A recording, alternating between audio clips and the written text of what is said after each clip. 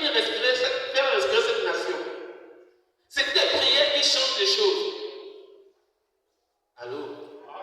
Ça, vous voyez aujourd'hui à l'école, même les enfants, les chrétiens, la plupart du temps, ils prennent les dernières places. Parce qu'ils n'ont pas réalisé quelque chose. La parole de Dieu me rappelle, mieux serait la tête et non la queue. Si j'occupe toujours la dernière place, c'est que je n'ai pas pris conscience. Comme je disais au départ, que la prise de conscience est le premier pas vers la délivrance.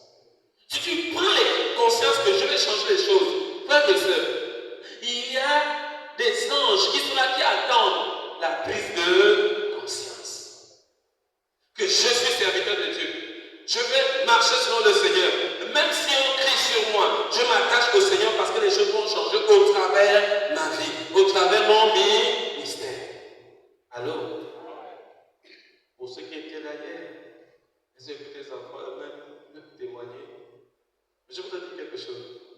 Pour écouter ces témoignages-là, pas attendre au moins 15 ans.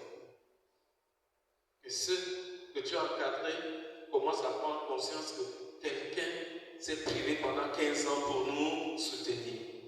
Et on va honorer cette personne-là. Mais si toi tu viens après 2 jours, 3 jours, tu vas être honoré, tu serais hors série. Pourquoi? Parce que ce que le Seigneur a mis en toi, tu ne laisses pas le Seigneur utiliser cela pour te développer. La prise de conscience fait en sorte que tu regardes ce que le Seigneur a prescrit pour toi. Tu regardes ta position face au Seigneur. Seigneur, qu'est-ce que tu veux de moi? Le Seigneur te dit, je t'ai appelé sel de la terre, lumière du monde. Je veux t'utiliser. Je voudrais dire à quelqu'un, chaque fois que tu prends ton balai à la main pour pouvoir balayer, le balai ne dit pas autre chose. Il se laisse entraîner par toi. Chaque fois que tu vas te laisser être entraîné par la parole de Dieu, tu serais un miracle pour les autres. Allô? Alors je vais te rendre ce témoignage pour encourager quelqu'un. Chaque jour, les sœurs, les frères, pourquoi vous n'apportez pas vos dîmes? Frères et sœurs, pourquoi vous n'apportez pas vos dîmes? On commence à regarder le pasteur. Ah, le pasteur là lui aussi, il abuse. Il parle sur les dîmes et les eaux.